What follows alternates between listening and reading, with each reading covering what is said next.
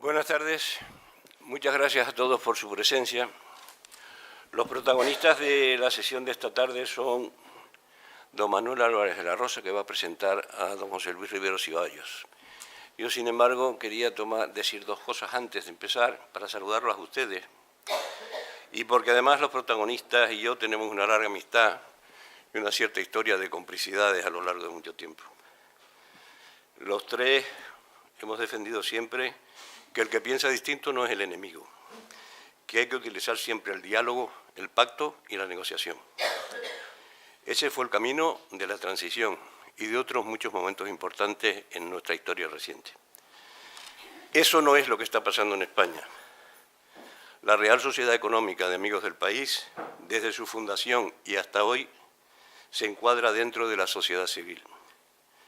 Hay momentos en que la sociedad debe asumir y unirse a la defensa de la dignidad democrática, al Estado de Derecho, la defensa de la libertad, el diálogo y el consenso dentro de la legalidad. Hoy más que nunca creo que debo reafirmar el compromiso de nuestra sociedad con esos principios. Nada más. Muchas gracias, señores.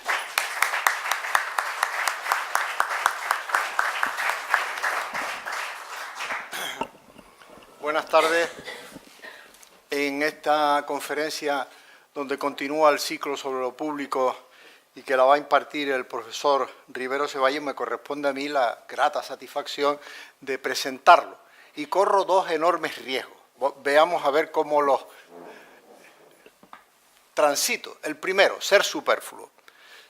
Todos ustedes conocen al profesor Rivero. De todos es amigo.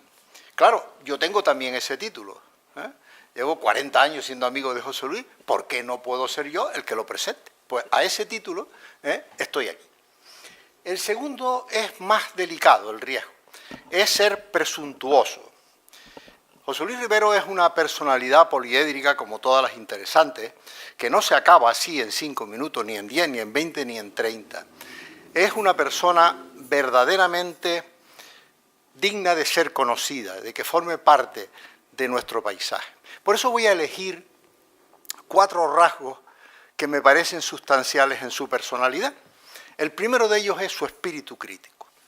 José Luis no usa la crítica en el sentido de la censura, sino en su valor más etimológico, más al mundo griego, más al uso de la razón. Ahora el presidente ha dicho que esta sociedad pertenece a la sociedad civil. Claro, esta sociedad se fundamenta nada menos que en Kant, el filósofo de la Ilustración, el que decía aquello de sapere aude, atrévete a saber. No seas un niño que te lleven de la mano. José Luis ha utilizado siempre la razón, siempre la duda, siempre cuestionarse los problemas, siempre ser capaz de pensar por sí mismo y la autoridad científica, el que la tenga de verdad y al que no, no se le reconoce.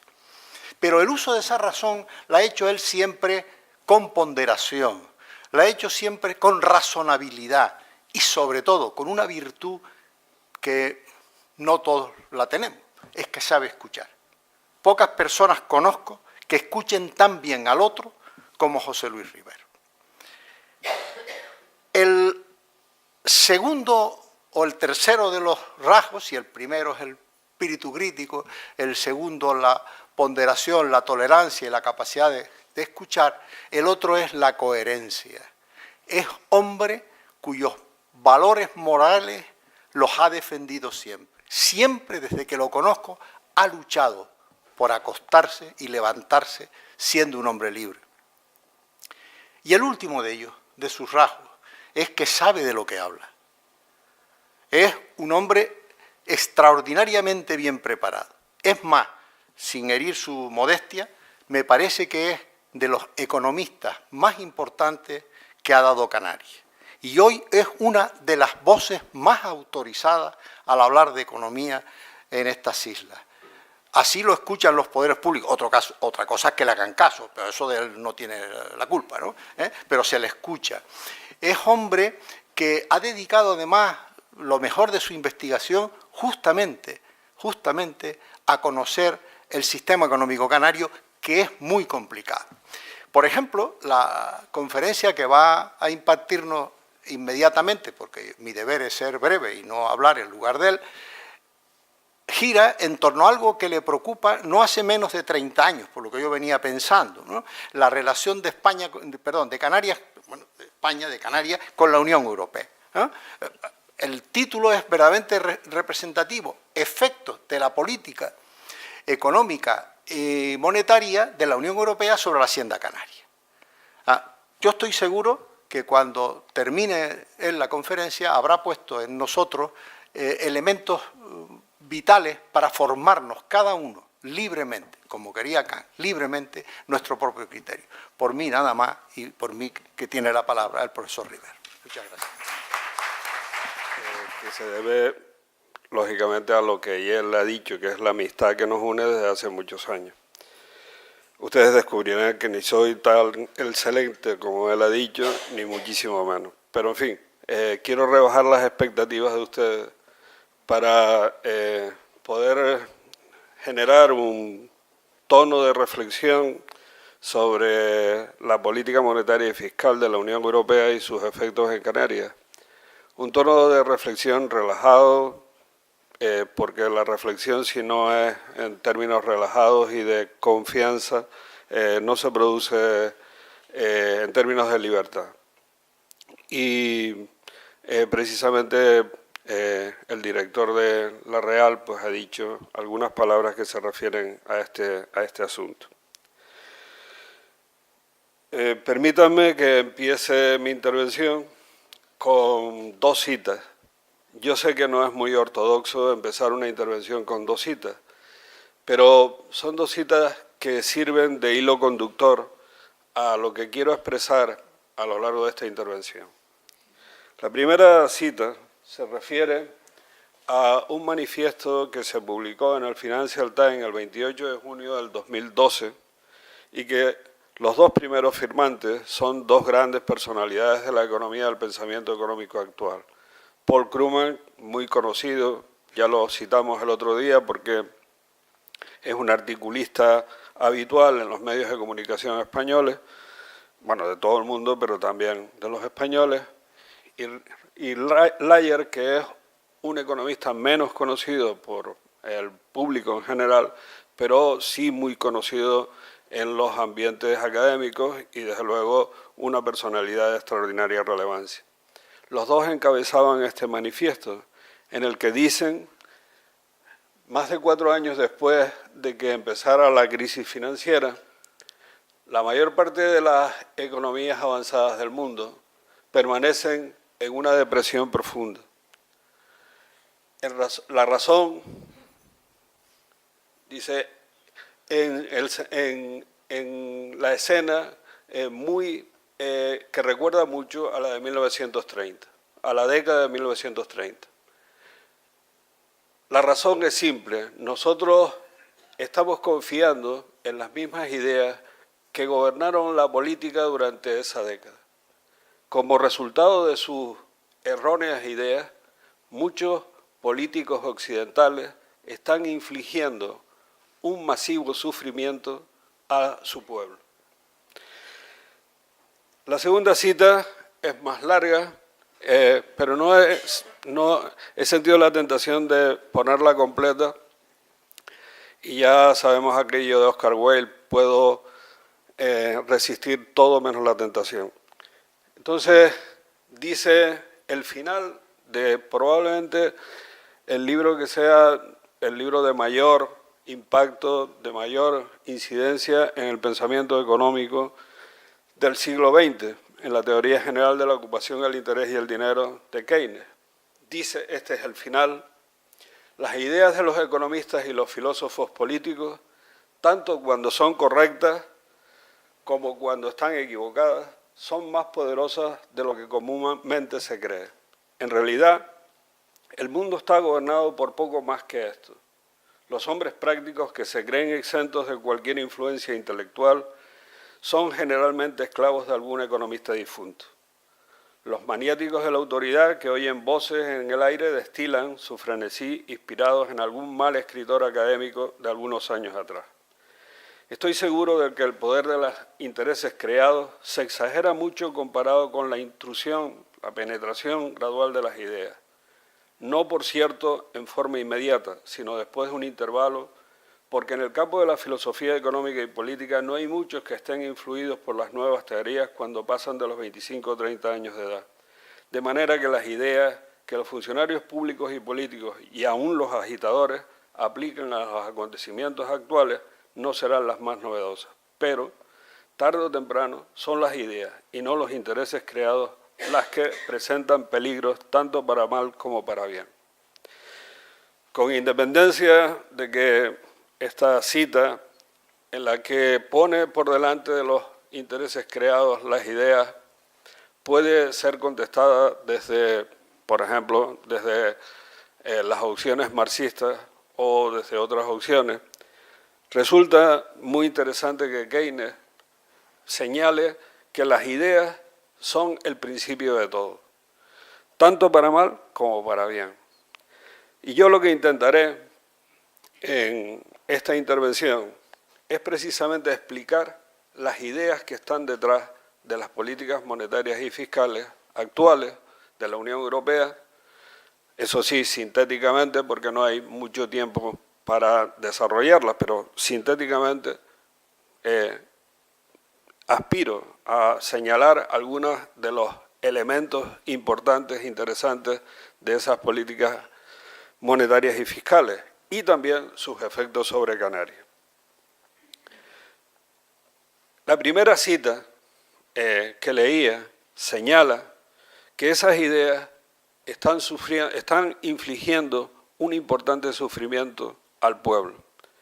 Un importante sufrimiento que entonces constataban en el año 2012 que era así y que probablemente durante muchos años tendremos las cicatrices, estaremos experimentando las cicatrices de aquellas políticas que se iniciaron sobre todo en el año 2010-2011. Me gustaría empezar por el final. Me gustaría empezar por algunos indicadores sobre la economía de Canarias que son, en mi opinión, el fruto directo, la consecuencia directa de la aplicación de esas políticas. En primer lugar, haré una breve observación sobre la evolución del PIB de Canarias, que saben que es el PIB, el Producto Interior Bruto, es lo que mide la actividad económica de cualquier región o de cualquier país. Y me gustaría también hacer un comentario breve sobre la convergencia o divergencia del PIB de Canarias, de la actividad económica per cápita de Canarias en relación con la de España. En segundo lugar, me gustaría referirme al desempleo. Y en tercer lugar, al gasto público de la Comunidad Autónoma de Canarias. Introduciré además un cuarto elemento que creo que resume todo lo que vamos a comentar de estos aspectos, y es la población, las tasas que miden la pobreza y la exclusión social en Canarias.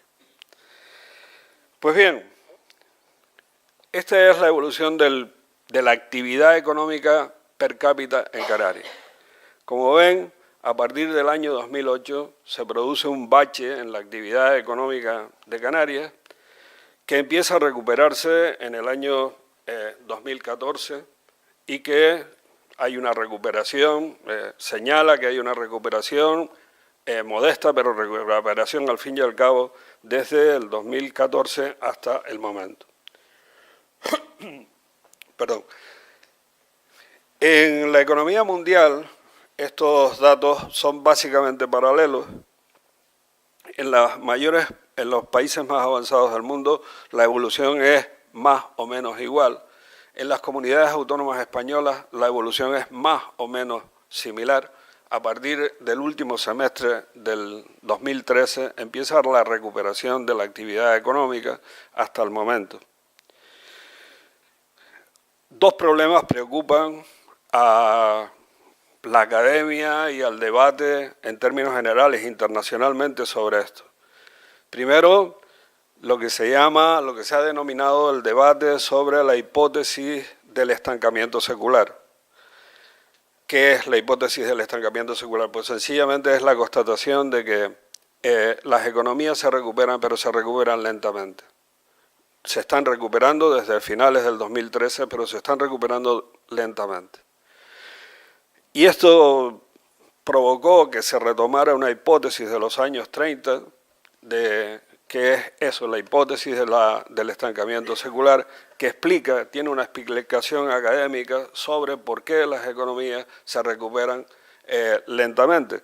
Entonces, la realidad hizo que se desechara en los años 30, hizo que la hipótesis del estancamiento secular se desechara porque las economías crecieron mucho más rápido de lo que se preveía. Ahora ocurre que efectivamente las economías se recuperan, pero se recuperan lentamente.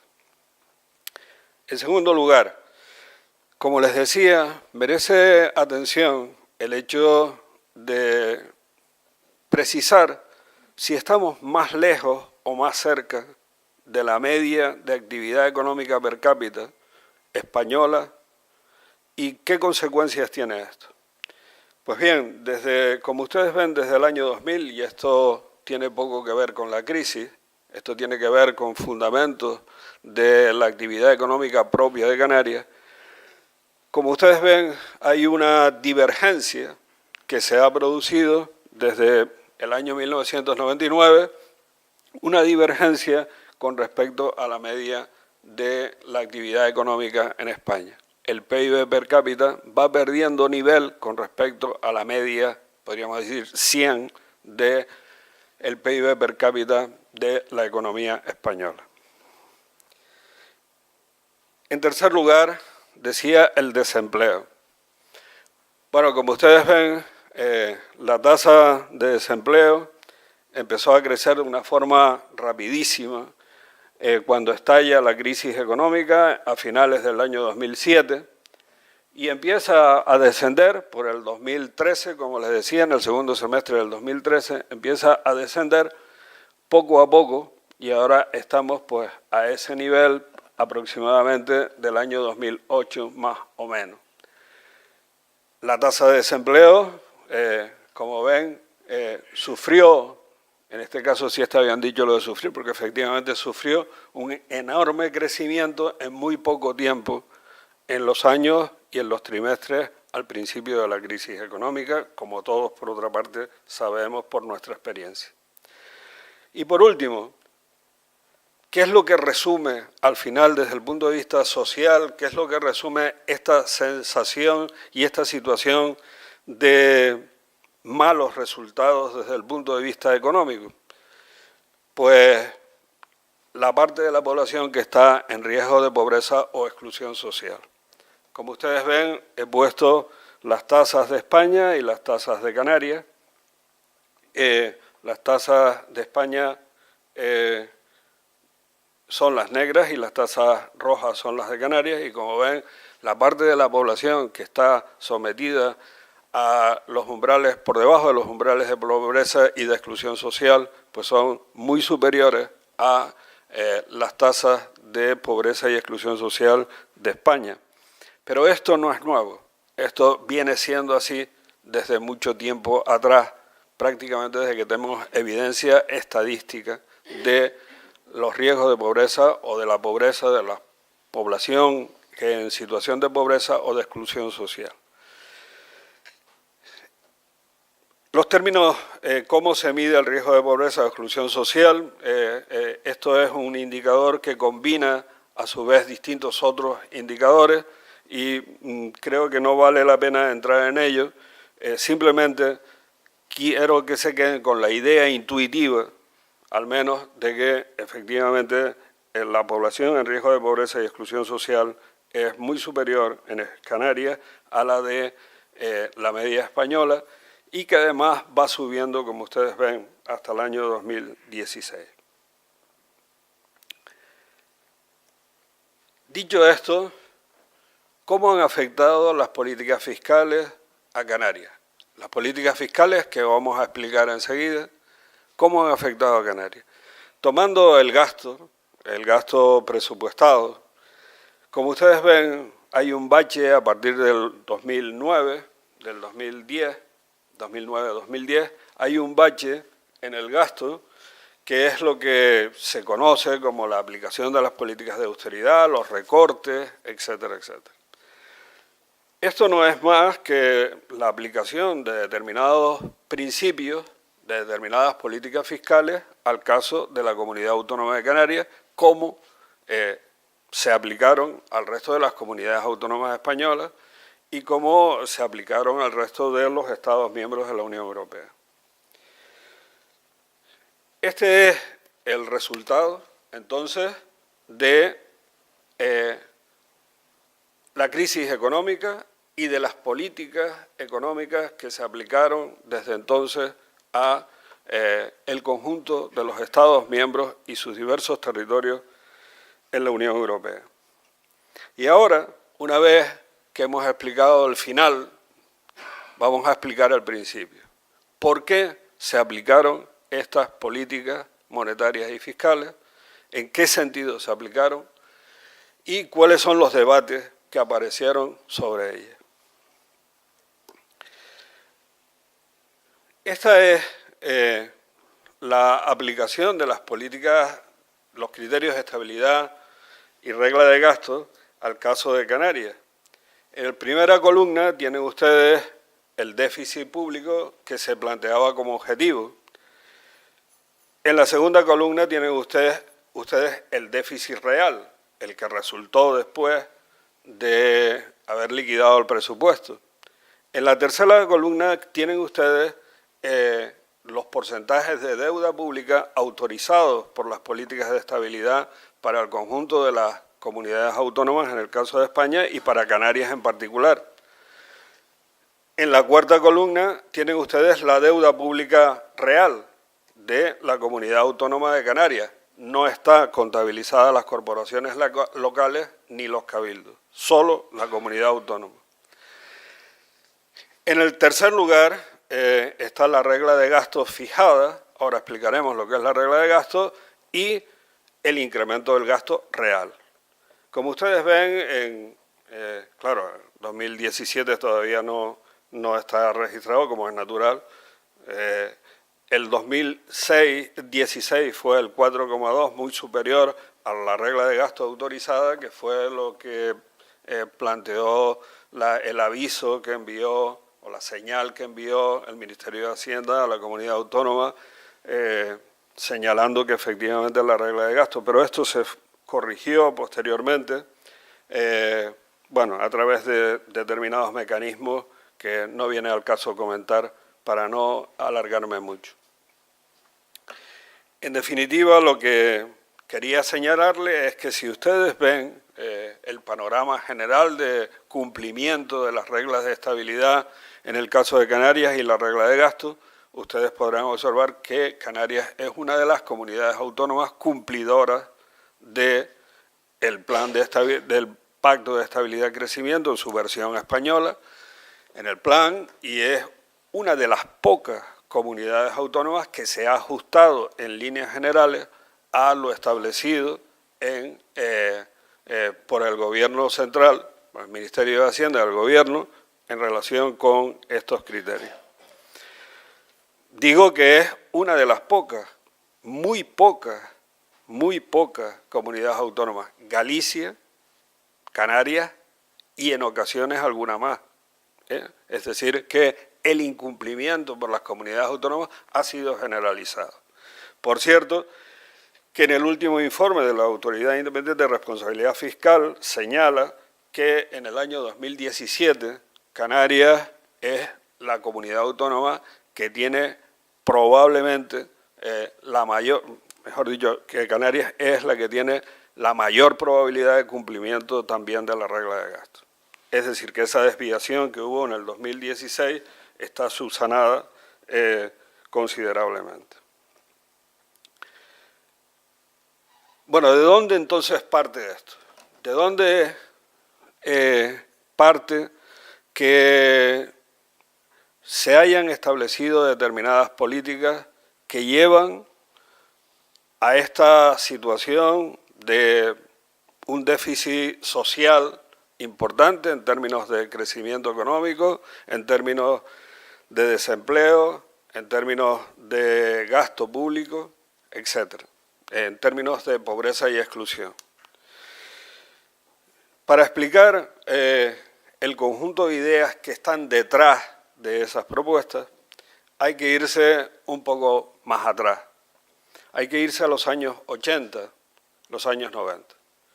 Los años 80 y en los años 90, las ideas hegemónicas en materia de política económica fueron las ideas que se conocieron como el Consenso de Washington. El Consenso de Washington, que decía, ahora lo veremos, el Consenso de Washington fue lo que coloquialmente y muchas veces impropiamente se consideraban o se decía que eran, o se dice que son políticas neoliberales. Algunas veces ese término se emplea con tal alegría que muchas veces realmente no responde a la realidad, no tiene nada que ver con el neoliberalismo o con el liberalismo radical en sentido europeo, mucho menos en sentido de Estados Unidos, ¿no? Que ya saben que los liberales son precisamente los socialdemócratas o incluso los radicales, pero por el lado de la izquierda. En Europa lo entendemos como, pues eso, el neoliberalismo y demás. Y las ideas hegemónicas que ahora mismo veremos sobre la construcción de las instituciones europeas se deben y tienen su inspiración en una teoría económica muy poco conocida en términos generales, que es el ordoliberalismo. El ordoliberalismo es una teoría económica conocida en Alemania, pero fuera de Alemania y popularmente muy poco conocida.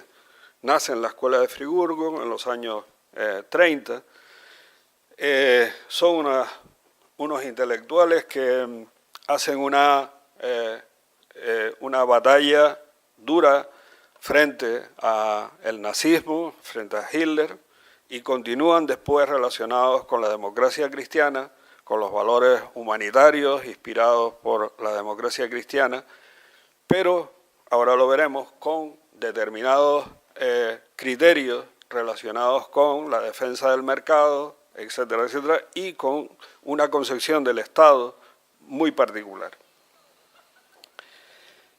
Veamos, el Consenso de Washington podemos decir que tiene fundamentalmente un principio básico, y es que es la confianza en el funcionamiento de los mercados. Los mercados se autorregulan y lo que hay es que posibilitar que los mercados funcionen. Mercados regulados, mínimamente regulados, pero que los mercados hagan su trabajo y funcionen, y el funcionamiento de los mercados pues asigna eficazmente los recursos, lleva a una convergencia de rentas, etcétera, etcétera. En realidad aparecen, el debate se plantea entre dos estilos académicos, digamos, dos corrientes de pensamiento económico, que Goldman señala irónicamente el agua dulce y el agua salada. ¿Por qué? Porque se dice, una parte de la academia es aquella que está en los institutos de investigación de los lagos, básicamente la Escuela de Chicago, agua dulce. Y otros son los institutos de investigación que están dando al mar, al Pacífico y al Atlántico, que es el agua salada. Y entonces, porque académicamente, la verdad es que hay una diferencia que podríamos decir que es así, ¿no? que con excepciones, como siempre la hay y demás, pero que es de este tipo. La academia se divide en dos, se divide entre unos y otros. O las personas que confían en el mercado ciegamente y aquellos que no confían ciegamente en los mercados. Las ideas fundamentales, entonces, son los de los lagos, el agua dulce. La teoría de las expectativas racionales, el ciclo económico real y los mercados financieros eficientes son las ideas hegemónicas, teóricamente hegemónicas, que conforman el pensamiento económico en los años 70, 80 y 90.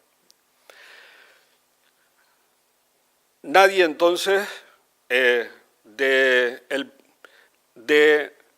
las personas que están en las instituciones básicas de regulación, Fondo Monetario Internacional, Banco Mundial, los principales gobiernos en Europa, pero sobre todo en América, desconfía del funcionamiento de los mercados.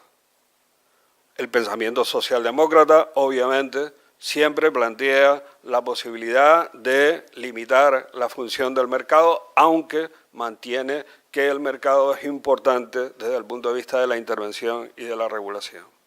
Pero, básicamente, las ideas generales, las ideas hegemónicas, podríamos decir, por emplear esta expresión, las ideas hegemónicas son las ideas que están detrás de la confianza en los mercados.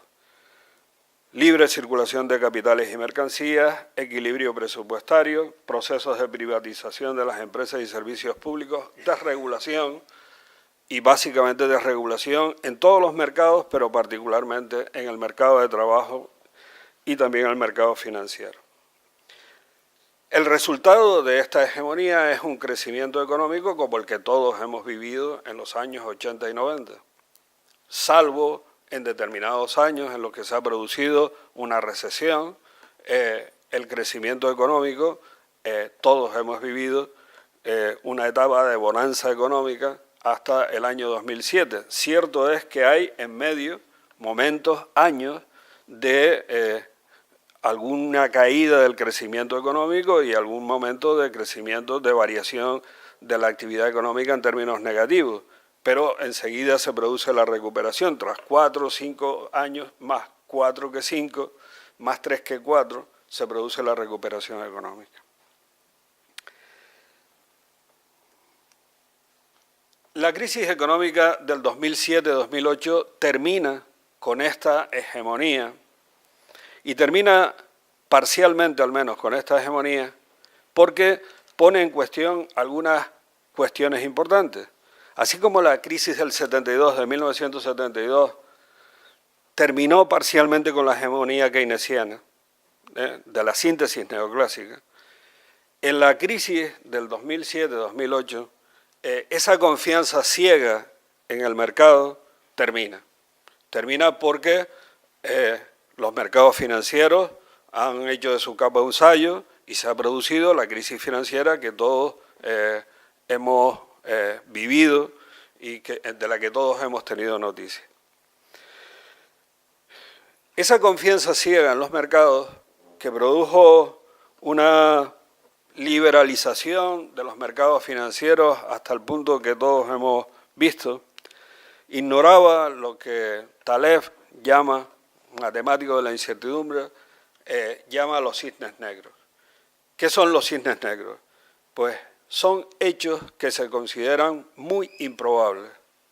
Son hechos que se dice, bueno, sí, se pueden dar, pero la probabilidad de que se den esos hechos son tan remotas que son despreciables.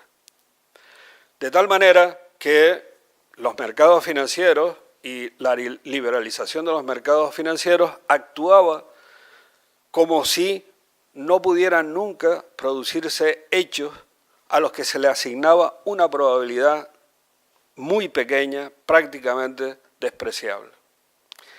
El problema es que esos cisnes negros, esos hechos improbables, se produjeron.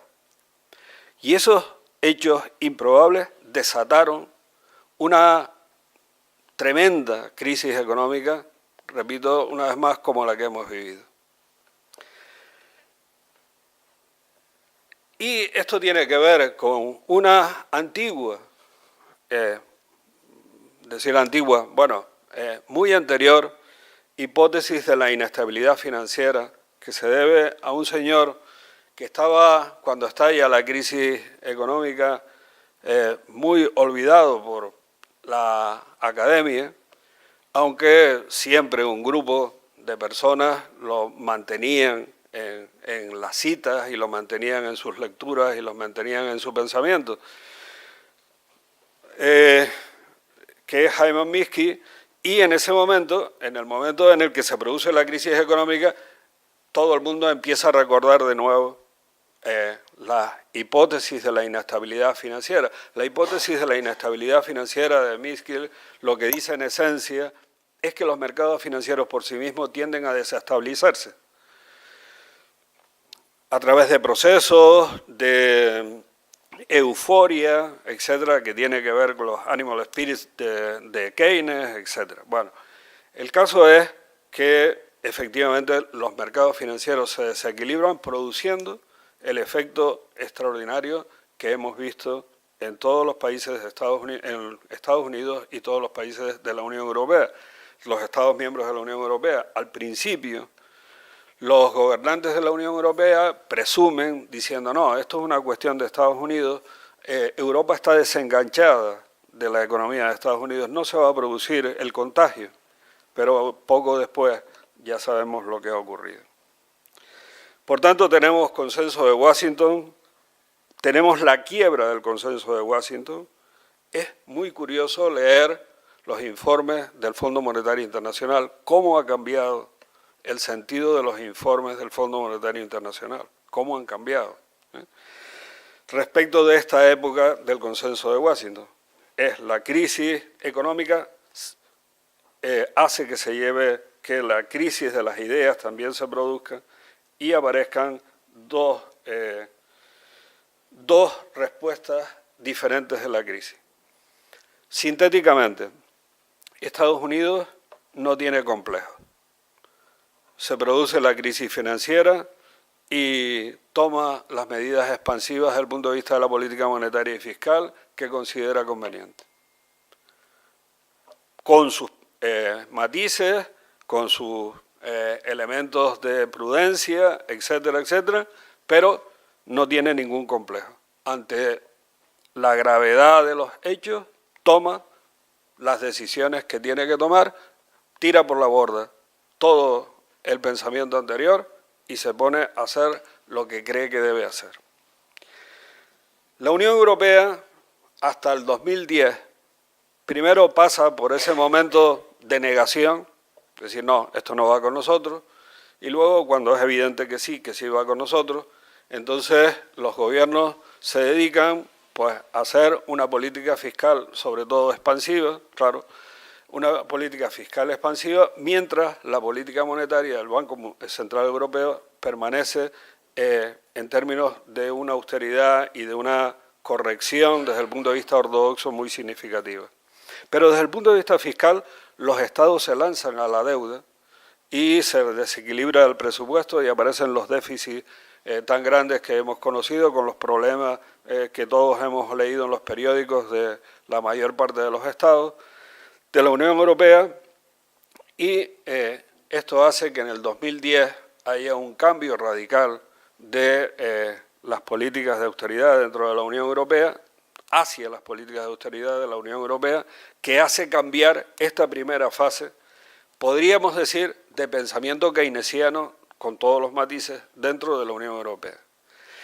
En aquel momento es curioso leer los textos de aquel momento, porque en los textos de aquel momento, por ejemplo, Robert Skidelsky dice la vuelta del maestro, la vuelta de Keynes, escribe un libro precioso, se llama El retorno del maestro, el retorno de Keynes.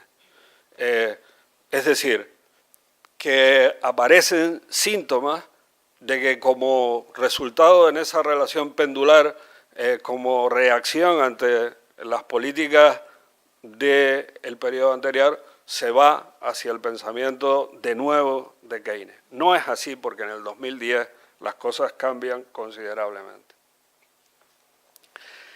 En la Unión Europea, la inspiración de las instituciones económicas es una inspiración que se debe a lo que les decía antes, el pensamiento ordoliberal. Naturalmente, con las actualizaciones y con las nuevas versiones, que el tiempo va determinando. Pero fundamentalmente es el grupo que dirige y lidera Alemania, de Estados miembros, el que desde luego toma una posición activa, una posición combatiente, para que las instituciones económicas acentúen el carácter ordoliberal. ¿Qué es eso del ordoliberalismo? Pues es una mezcla que ustedes van a reconocer. Primero, respeto del mercado y de su eficiencia. Es decir, para el ordoliberalismo el mercado es el sistema y es el funcionamiento de los mercados, es el elemento básico del funcionamiento de la economía. El Estado tiene un papel regulador, muy importante, pero regulador, para que los mercados funcionen adecuadamente en términos de competencia, políticas antimonopolio, etc. Tercero, equilibrio presupuestario a marcha martillo. Equilibrio presupuestario como criterio básico, nada de déficit público. Y lo que es fundamental para ello, la estabilidad de precios.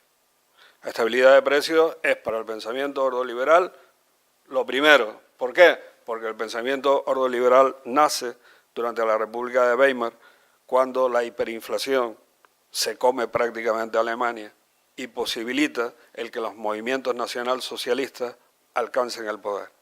Esa etapa de hiperinflación, de hipercrecimiento de los precios, es el sustrato social y sociológico del nacimiento del movimiento nacionalsocialista. Naturalmente, estas personas que son demócratas auténticos y que han batallado contra el sistema del nacionalsocialismo, consideran que la estabilidad de precios es fundamental para que no se repitan los hechos que se produjeron. Y las políticas. ¿Cómo se concreta esto en las políticas europeas? En primer lugar, el Pacto de Estabilidad y Crecimiento, que está en el Tratado de Funcionamiento de la Unión Europea, establece unos criterios básicos. Los países no pueden superar el 3% de déficit respecto del PIB. Primer criterio. Segundo, no pueden superar el 60% de la deuda pública en términos de PIB. A esto se le añade otro más, que es el pacto, la regla de gasto, que tanto debate ha tenido en España y que luego comentaré algunas cuestiones sobre ella. Y el Banco Central Europeo. El Banco Central Europeo hace una política antiinflacionista, se fija el 2% como límite de inflación y siempre que la tasa de inflación real esté por debajo y alejada del 2%, hay que hacer políticas expansivas desde el punto de vista monetario, siempre que se alcance el 2% se supere, hay que hacer políticas contractivas desde el punto de vista monetario. El Pacto de Estabilidad y Crecimiento, su base legal son los artículos 121 a 126 del Tratado, al que se añade el protocolo número 12 y el 136 específicamente para la zona euro, y tiene como objetivo, pues ya lo decía, el criterio del déficit en el 3%, el criterio de la deuda el 60%, y esto hace, y junto a esto un mecanismo o dos mecanismos, uno de prevención y otro de control. Los países se ven sometidos a un seguimiento para prevenir cualquier superación de estos criterios y una vez que lo superan hay un procedimiento de control para que vuelvan a ordenarse respecto de estos criterios, 3% y 60%. Solamente dos países no han estado nunca en el procedimiento de este tipo, que son Estonia y Suecia. Todos los demás países han estado más tiempo o menos tiempo y se espera que España, después de un proceso de ajuste muy importante como el que todos hemos vivido, pues el próximo año ya salga de ese procedimiento. Procedimiento de déficit excesivo que se llama. Y la política monetaria del Banco Central Europeo. Bueno, teóricamente los tipos de interés siguen lo que se llama la regla de Taylor, una regla que no aparece en ninguna normativa, no es una regla que forme parte de un cuerpo jurídico en ningún caso y en ningún momento, pero es una regla que aproximadamente orienta las decisiones de política monetaria. Bueno, esta es la regla de Taylor. Lo que dice es que el tipo de interés tiene que estar relacionado con el objetivo del tipo de interés, la tasa de inflación objetivo más la tasa más el tipo de interés real más la desviación entre la tasa de inflación prevista y la objetivo, y que tiene relación también con el producto, el PIB potencial y el PIB real. No me extiendo en esto porque nos llevaría mucho tiempo. Vamos, quiero decir que es una regla, y esto sí me interesa decirlo, es una idea de que los tipos de interés fijados por el Banco Central Europeo seguirían aproximadamente ese tipo de regla.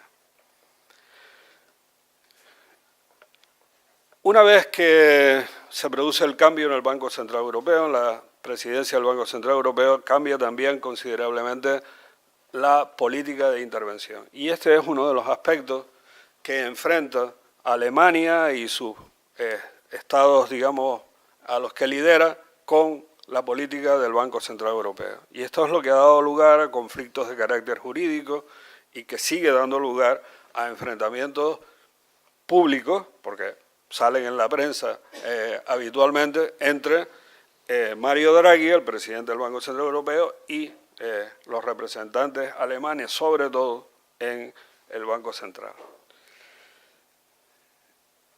El Banco Central Europeo en un momento determinado teme que se produzca una deflación generalizada en la Unión Europea, una caída de los precios generalizada.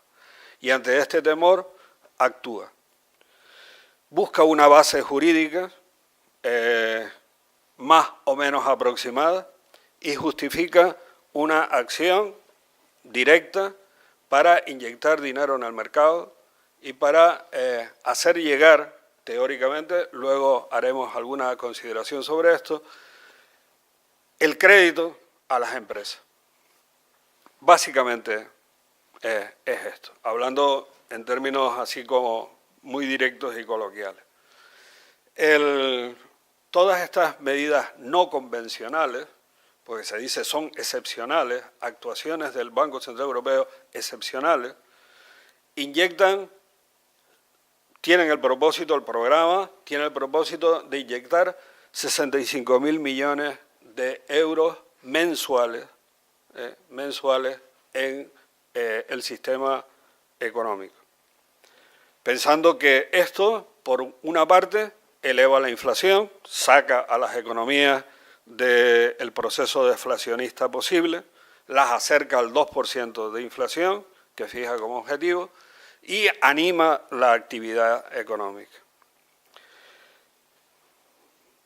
¿Cómo resolverá el Banco Central Europeo el pasivo? Pues ya se verá, solo Dios lo sabe, ¿no? Pero este es uno de los aspectos básicos de la política monetaria, que tiene un aspecto interesante, y es que esto del exceso de liquidez, y es que gran parte del dinero que reciben los intermediarios financieros se recoloca en el Banco Central Europeo.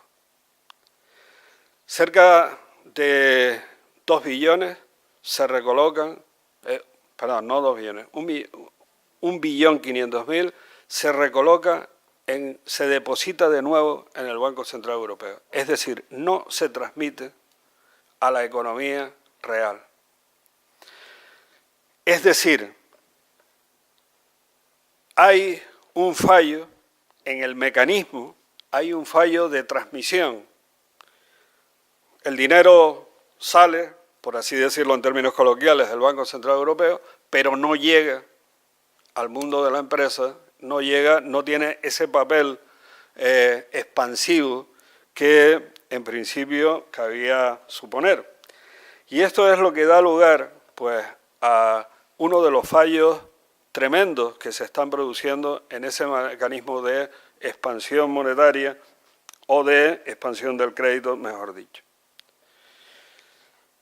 En una comunicación presentada hace muy poco tiempo por Juan José Torres, que es un profesor de Málaga, y de Gumersindo Ruiz, catedrático de Política Económica de Málaga, estudiaron el proceso de transmisión, ese proceso que yo les decía que estaba fallando, y detectan determinados obstáculos que se están produciendo. En principio dice que el programa de préstamos, tanto el programa de préstamos como el programa posterior de facilidades, ha provocado un aumento paralelo de la liquidez de los bancos de la zona euro. En segundo lugar, el análisis que hicieron muestra una discriminación en el acceso al crédito de las pymes. En tercer lugar, el riesgo país sigue siendo importante. España, Italia. En cuarto lugar, las restricciones crediticias se transmiten a los costes, se están transmitiendo a los costes, especialmente a los costes laborales. Las restricciones de cantidades se acompañan de tipos de interés más altos y las empresas siguen identificando problemas con la oferta de crédito. Estos son los resultados de la explotación de la encuesta que hace el Banco Central Europeo periódicamente, en las que pide la información a las empresas, una de las encuestas que hace el Banco Central Europeo. En definitiva, y haciendo una recapitulación, vuelvo atrás. Los efectos que se han producido sobre la economía de Canarias son los efectos que todos conocemos. Corte en el gasto público, cortes que han afectado especialmente a sanidad, a educación, en términos de volumen, a los servicios sociales menos y a cultura mucho, pero bueno, a lo de cultura es tan poco que, aunque le afecte mucho, pues tampoco es tanto, ¿no? Esos recortes, popularmente se llaman recortes, esa reducción del gasto ha afectado, por tanto, a los niveles de calidad de vida, de bienestar, etc.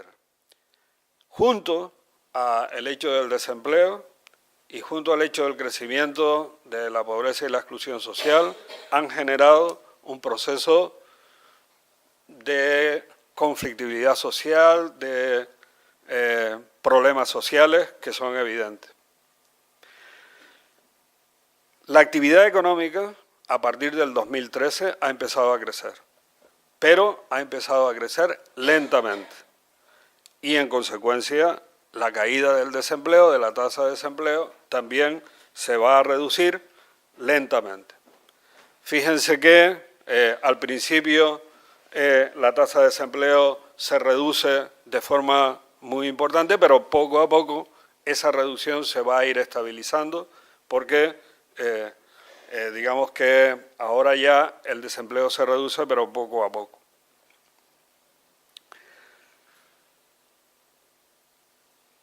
¿Qué es lo que tenemos en el futuro inmediato? Bueno, en el futuro inmediato, el problema del gasto público y de la recuperación de los niveles anteriores de gasto público, en el caso de Canarias, está en vías de resolverse.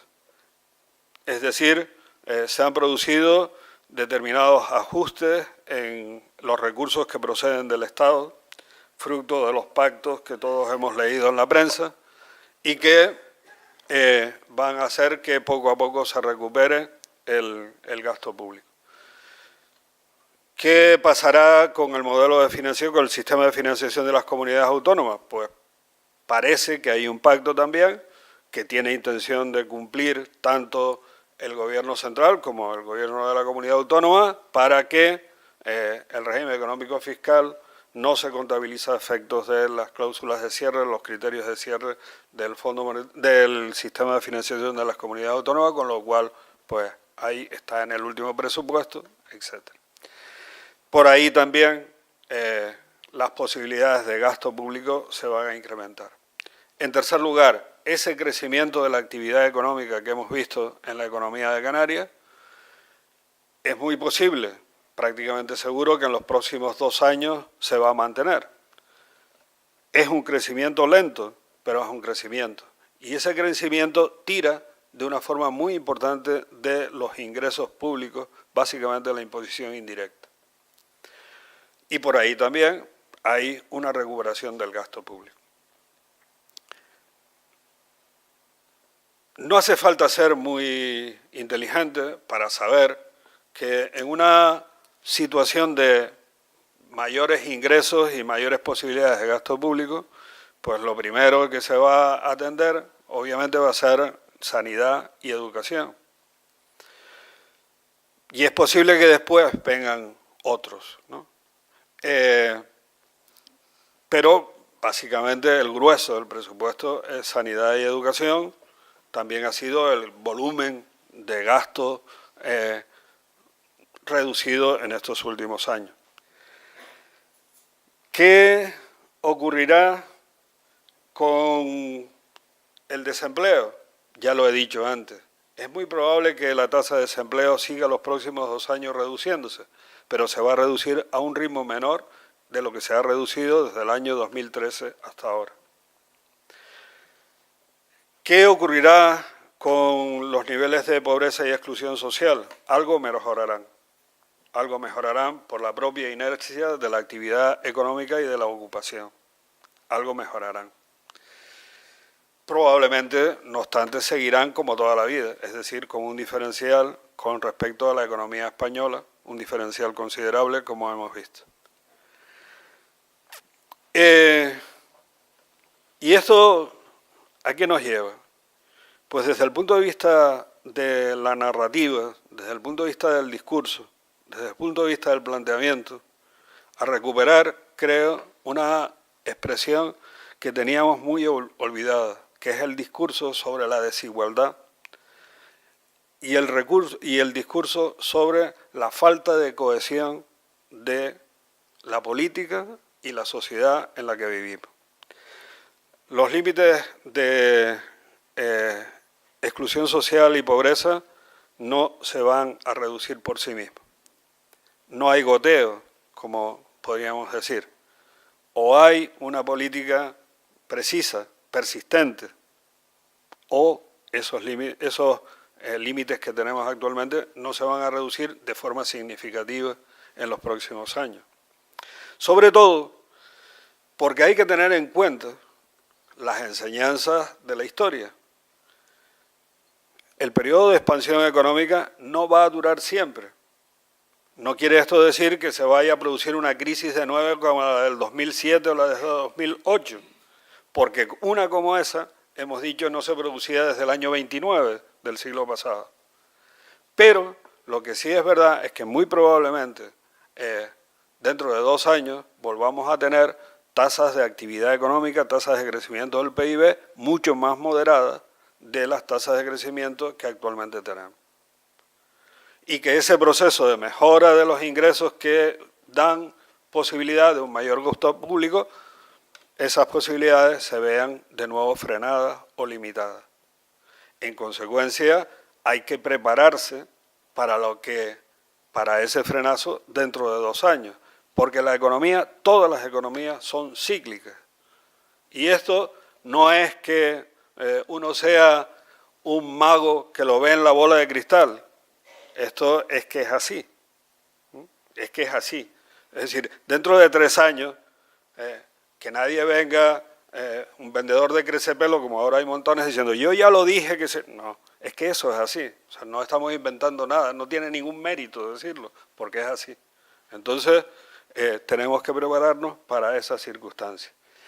Repito, para mí en este momento lo más importante es incorporar al discurso los aspectos relacionados con la desigualdad de la renta y la riqueza en Canarias, que no son nuevos, que son problemas de toda la vida, pero que se han visto agudizados por la crisis económica. Muchas gracias.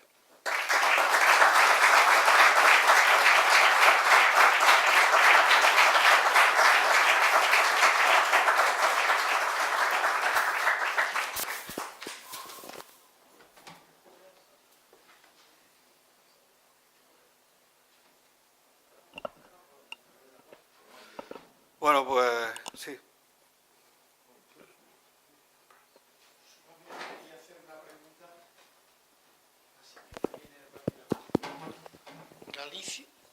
Galicia y Canarias tuvieron el año pasado, y parece que este año también, como una especie de estabilidad, ¿no?, de control del déficit, ¿no? Sí, eso entendí yo. Y los años anteriores también. También. ¿Eso que trae consigo es algo favorable para nuestro desarrollo de nuestra economía, o es algo que ingenuamente en Galicia y aquí se hace por una especie de buenismo? No. Sí, lo entiendo su pregunta, sí. Vale. Estos criterios hay que cumplirlos. Es decir, un gobernante no puede decir, no, yo esto no lo cumplo. Es decir, son criterios establecidos en las normas correspondientes con una ley que regula estos porcentajes que hemos visto. El problema es que solo algunas comunidades autónomas, entre ellas Canarias, lo han cumplido de verdad, el resto no. Lo mismo que los criterios establecidos en el Tratado de Funcionamiento del Pacto de Estabilidad lo han cumplido muy pocos Estados miembros. Lo decía antes, el resto los ha incumplido en algún momento, Es decir, la norma está para cumplirla. Cualquier político responsable tiene que cumplir la ley, aunque aparezca raro por estos días, pero tiene que cumplir la ley, tiene que cumplir lo que está establecido. De ahí que en el Comité de Política Fiscal y Financiera siempre Canarias ha dicho, hombre, me va a tratar igual a mí que a los que incumplen. Entonces dicen, no, para todo el mundo igual. No, para todo el mundo no, porque unos hacen de su capa un sayo y otros hemos cumplido. Pero esto es así, es decir, no es que los políticos puedan decidirlo, no, los políticos no lo pueden decidir, es una norma, es ley. O sea, ¿entiendes? No sé si me explico suficientemente, ¿no? Sí, claro. La ley está para cumplir, y es lógico, porque si no, no nos podíamos entender. Pero lo que es cierto es que de 17, pues realmente solo 2 o 3 cumplen.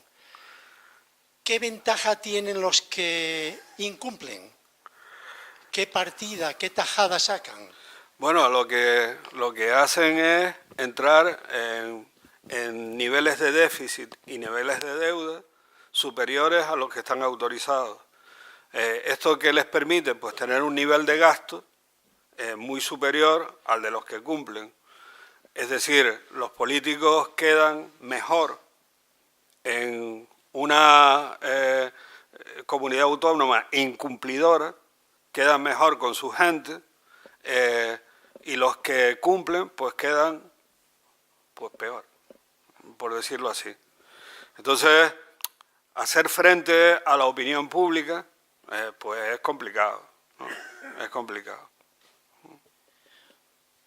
Bueno, con respecto a esa cuestión yo quería decir, vamos a ver, no pudo ser una estrategia por parte del Gobierno Autónomo de Canarias para a posteriori conseguir mejores presupuestos o más solvencia. Primera pregunta. Segunda pregunta, no se ha hablado de las pensiones.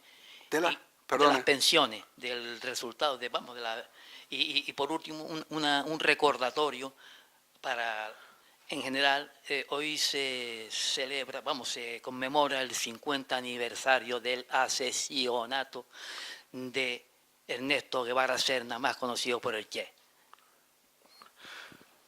Bien, pudo ser una estrategia, no sé, no lo sé, pero yo pienso que en la decisión de llevar a rajatabla el cumplimiento, rajatabla más o menos, pero bueno, más que menos, yo creo que pesaron cuestiones de carácter político. Pero lo que yo tengo en la cabeza son suposiciones que no me atrevo a decir en público porque no tengo ningún dato que lo pueda corroborar, ¿no? Pero yo creo que fueron decisiones de orden político. Los que me decía lo de las pensiones.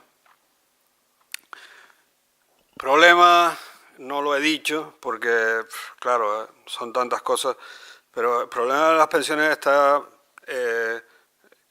está planteado no con referencia a la crisis económica, no con referencia a el plan de estabilidad y tal, aunque pueda estar relacionado, ¿no? Pero el problema de las pensiones no está planteado estrictamente en un momento de crisis, está planteado desde muchísimo antes en España. Y siempre se dijo, algo hay que hacer. Siempre existió el consenso sobre el que algo había que hacer. El problema es que cada vez que se planteaban determinadas medidas, eran contestadas de una forma furibunda por muchos más.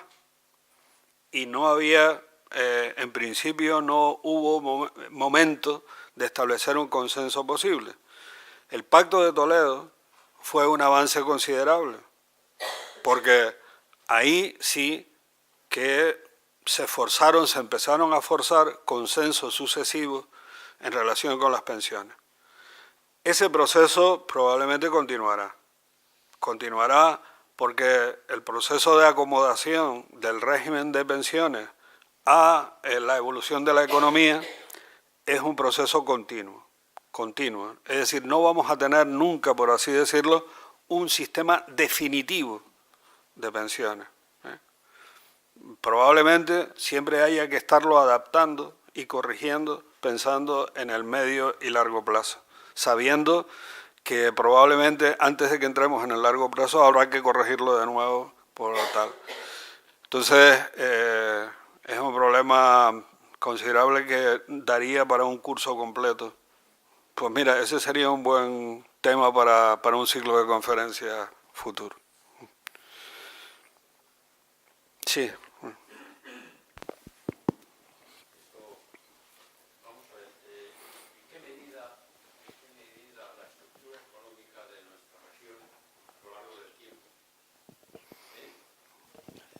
Da como lugar a esta diferencia que tenemos entre el PIB per cápita propio de la región con respecto a la media peninsular, en la exclusión social que se ha visto en el diagrama de barras con respecto a lo que es la dinámica de la nación en conjunto.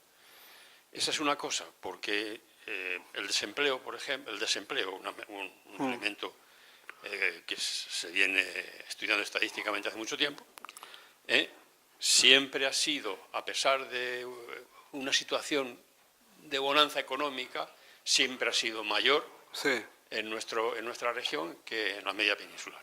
Sí.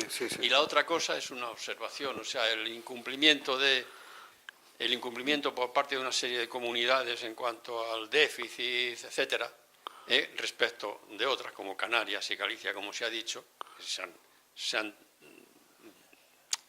han estado en lo mandado por la normativa completa, por la ley, y los otros no. Al final yo observo que es el incumplimiento del gobierno del Estado respecto de que se cumplan las normas o las leyes que se ponen de manifiesto. Si no, pues esto es Sí, la casa de Tocamerroque. sí. Las dos primeras cuestiones.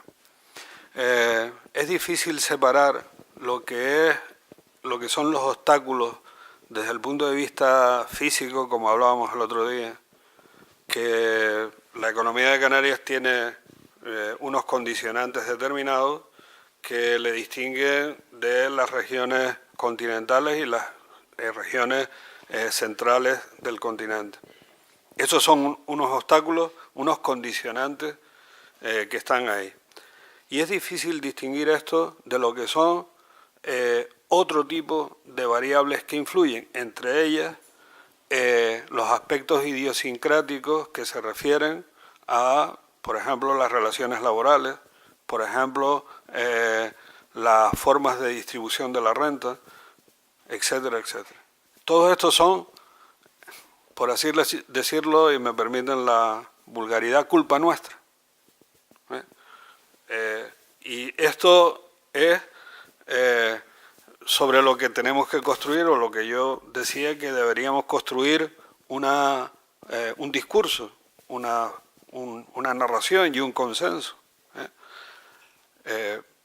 Pero sí, hay elementos que influyen en que el PIB per cápita sea menor que en otras regiones, no que en todas, que en otras regiones, y hay aspectos idiosincráticos que tienen que ver con los resultados de ese proceso de crecimiento. Y, por complicar más las cosas, y yo no he hecho mención a esto, hemos ignorado, y yo lo he ignorado en todo el debate, los problemas que se relacionan con el medio ambiente y el crecimiento económico. Es decir, la posible y la real pugna de objetivos entre medio ambiente y respeto al medio ambiente y crecimiento económico. Porque el crecimiento económico puede afectar, y de hecho afecta negativamente a las cuestiones medioambientales. Esto no lo he tocado porque merecería otro ciclo de conferencias, y este es otro de los problemas, que tiene que ver también, este hecho tiene que ver también con los condicionantes de carácter físico. Los condicionantes de carácter físico. Pero por no complicar más las cosas, no. Sí.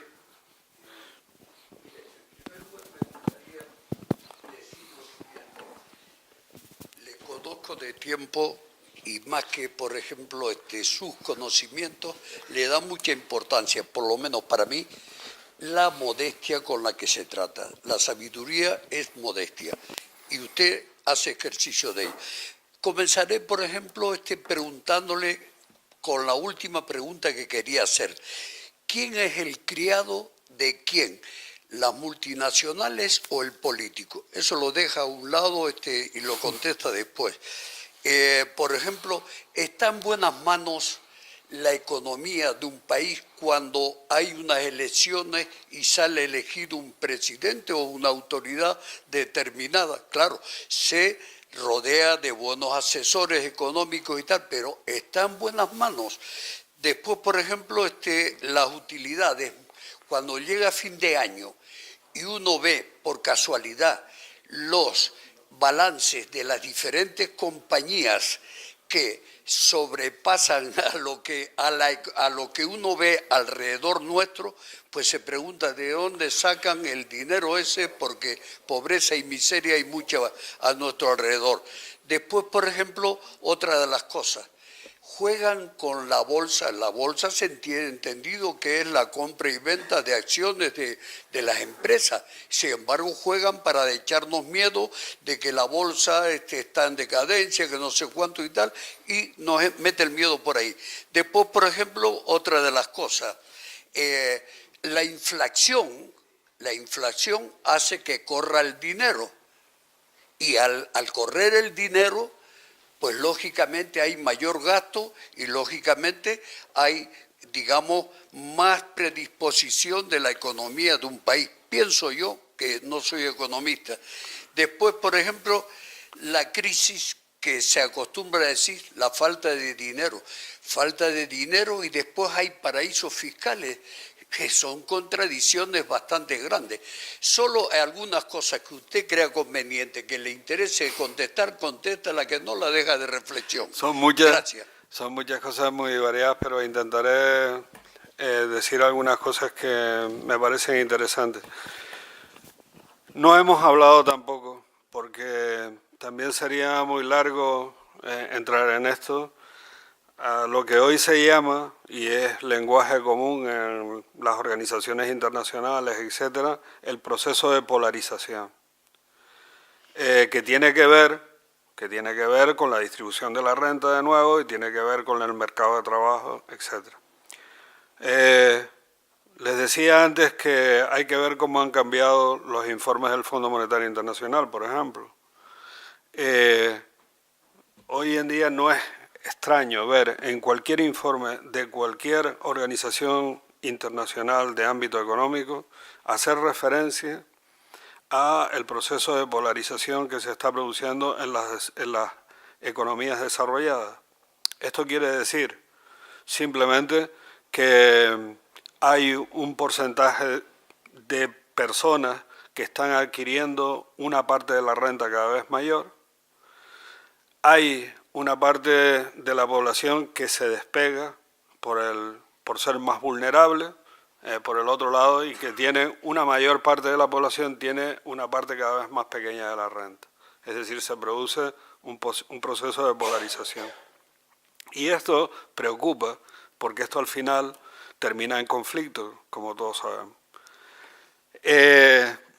Esto mismo, dentro de la economía del trabajo, también se trata el proceso de polarización, porque el proceso de robotización y automatización de los empleos está haciendo que esa parte intermedia, ese segmento intermedio en una empresa típica, que eran los empleos estables, relativamente bien pagados, con convenios colectivos muy asentados, discutidos, hablados, etcétera, etcétera, esos empleos están siendo, sobre todo en el sector industrial, están siendo sustituidos por el proceso de robotización. Y en función de la desaparición progresiva de esos empleos intermedios, quedan los de arriba y quedan los de abajo. Es decir, las tareas no rutinarias son las que quedan, las tareas rutinarias estandarizadas están poco a poco siendo un porcentaje cada vez menor de los empleos. Es decir, que dentro de las empresas también aparece ese proceso de polarización. Pero esto nos daría para otro ciclo.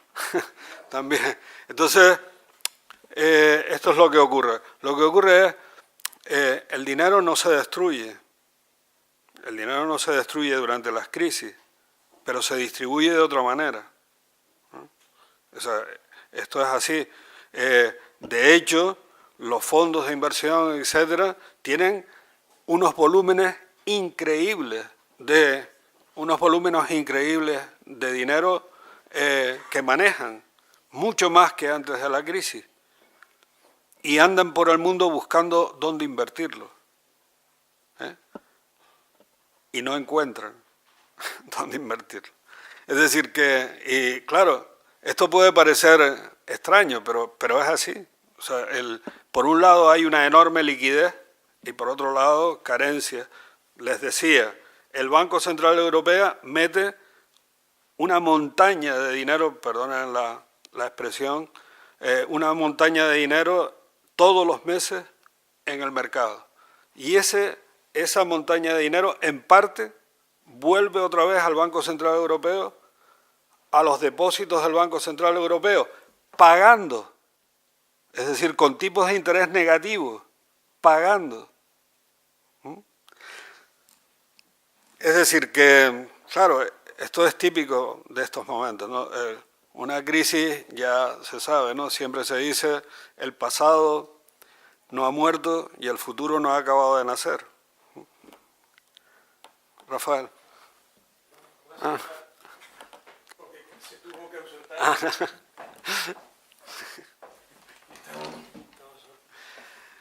¿Alguna pregunta? Sí. Hola, de nuevo gracias por su charla. De hecho, me ha interesado y me han surgido varias cuestiones. Igual las expongo y ya luego respondo a las que crea que puedan ser interesantes. Veo que comparó a Estados Unidos con las políticas expansivas con Europa, pero no ha mencionado cómo le ha ido a Japón, por ejemplo, que también tuvo políticas expansivas y problemas de esta inflación, y otras economías como Irlanda y los países bálticos, Sí. de recorte y crecimiento. Ajá. Luego habló de cisnes negros y a la vez dijo que era previsible los ciclos económicos. De hecho, ha habido periodistas que ya predecían en la crisis del 2007, incluso colegas suyos españoles que tienen bibliografía publicada sobre dinero, crédito bancario, ciclos económicos. Hay una tercera cuestión que dice que los ordoliberalistas, en principio, teoría ordoliberal, defendían la liberalización de los mercados, incluido el mercado financiero, en lo cual yo entiendo que no, que al revés, el mercado financiero era uno de los pocos que querían regular, querían un órgano de planificación central en forma de bancos centrales, dinero de curso forzoso, intervención sobre los tipos de interés, el precio del dinero, etcétera, con lo cual yo entiendo que es uno de los pocos que querían mantener regulados. Y luego, sobre la desigualdad, he leído que algunos de los principales factores que afectan al aumento de la desigualdad durante la crisis es el aumento de la cifra de parados, que es especialmente alta en España y especialmente alta dentro de España en Canarias. Igual, para mitigar estos efectos de desigualdad también tenemos que mirar qué es lo que tiene nuestro mercado laboral distinto al resto de nuestro entorno, porque siempre, desde hace 30 años, estamos constantemente por encima de la media. Gracias. Sí, bueno, son muchas cosas. No, es verdad, no he citado Japón y otros países. La lista podría ser muy larga. El problema de Japón es que su crisis empezó hace 20 años. Entonces, con un proceso de deflación terrible. Y lo que ha hecho en los últimos años, después del cambio de gobierno, es inundar el mercado de dinero, con el objeto de sacar al país de la deflación y empezar a que funcionen las cosas. Y no ha resultado. Los resultados no son los que se esperaban, ¿no? Entonces, ahí venimos a otro debate, que también es un debate muy antiguo, que es el debate sobre lo que se llama la trampa de liquidez. Pero bueno, eso también nos llevaría muy lejos.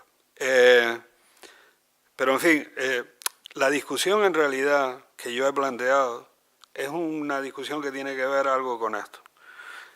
El asunto es, ¿la política monetaria sola es capaz de sacar a las economías del estancamiento económico o hace falta también la política fiscal? Ese es el debate keynesiano. ¿Qué es lo que siempre se ha dicho con la política monetaria? La imagen de Friedman, Milton Friedman, es la siguiente. Dice, imaginemos un cochito de esos de juguete que va hacia adelante, ¿no? Y que se va acelerando. Entonces, si uno le ata un elástico,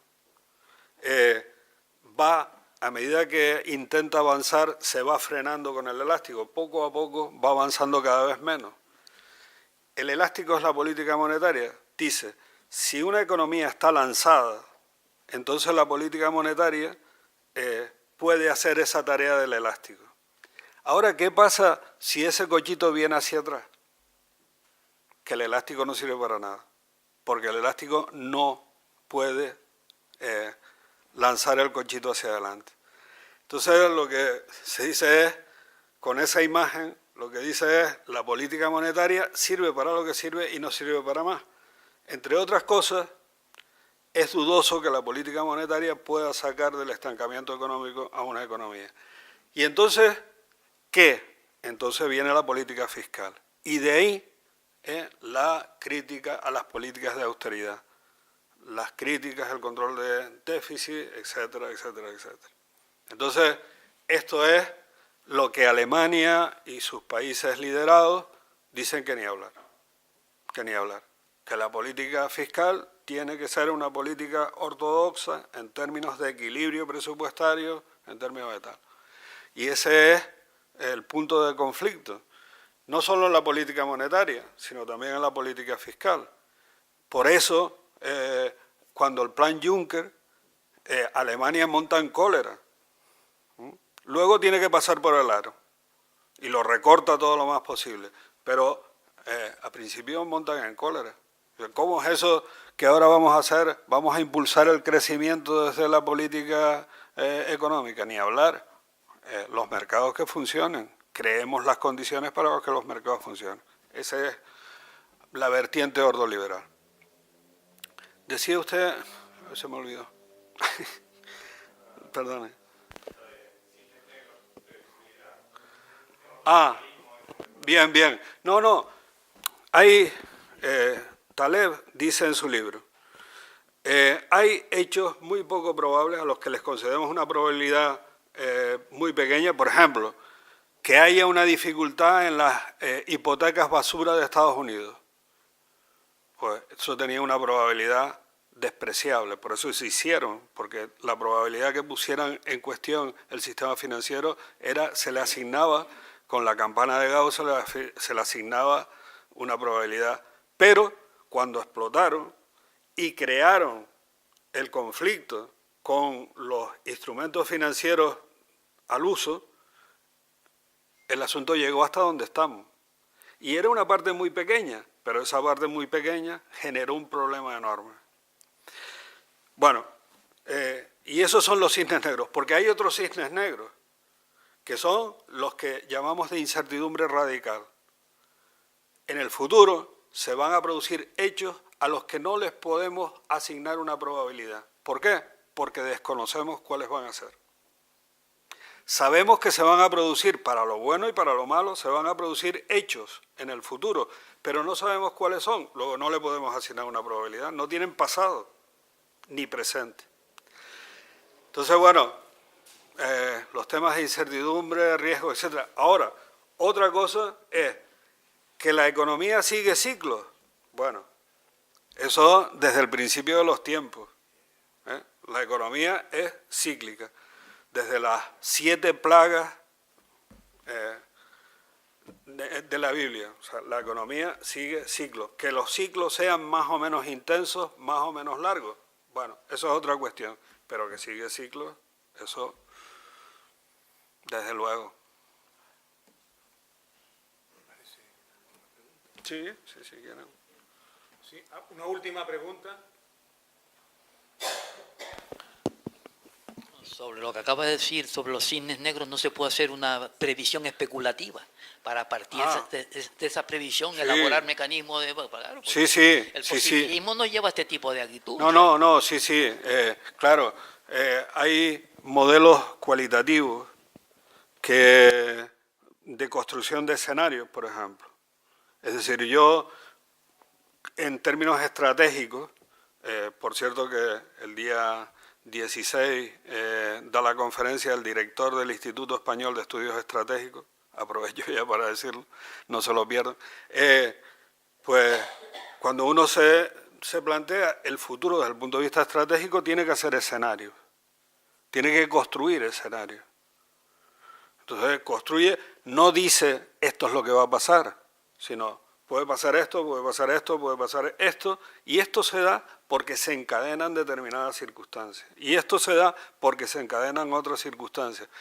Y entonces la visión de la política económica es ir orientándose en esa cadena de escenarios.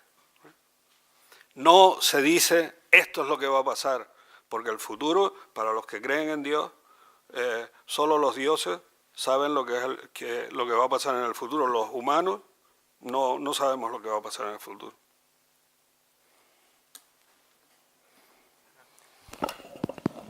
Bueno, pues... Aurelio, ¿quién es el Una pregunta.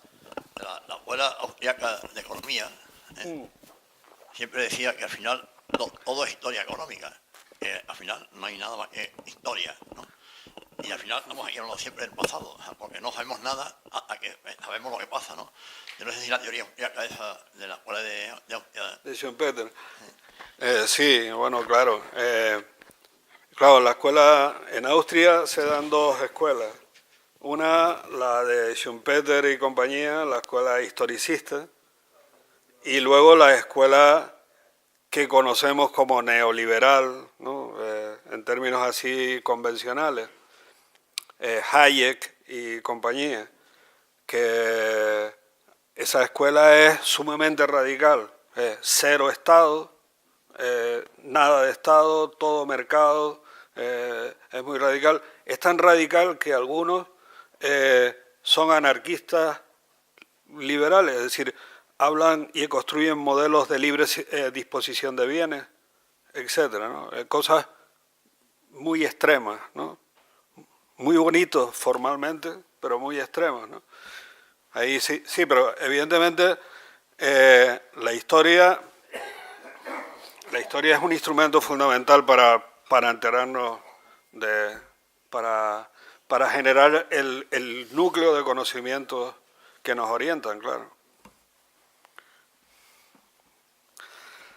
Bueno, pues llegamos a la hora prevista de las 8:30 y agradecer en nombre de la Real Sociedad Económica la participación del profesor Rivero Ceballos, que una vez más pues se ha brindado a dar esta intervención, esta conferencia que yo creo que es muy profunda, ligada con numerosos temas que, como ha dicho, daría lugar a realizar pues diversas conferencias.